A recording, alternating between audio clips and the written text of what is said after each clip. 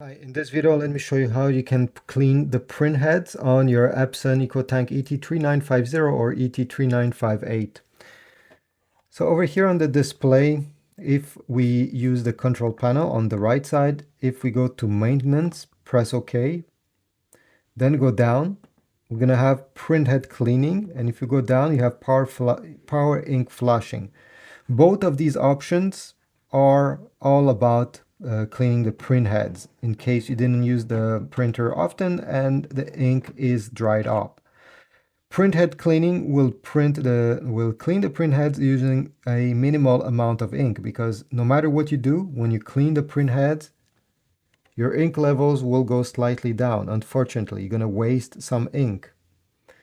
If you find out that after doing a simple print head cleaning, you're still having issues, you can do a power ink flushing. It's the same thing as a print head cleaning, but it will use a lot more ink.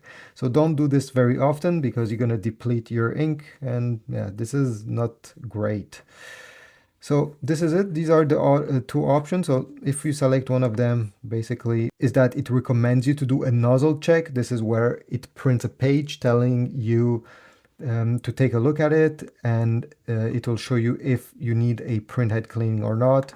But if you're sure that you want a print head cleaning, select no, and it will go straight to the job. Overall, this is it. This is how you can clean the print heads of your Epson ET-3950 or ET-3958. Leave a like, subscribe, comment, and I'll see you in the next video.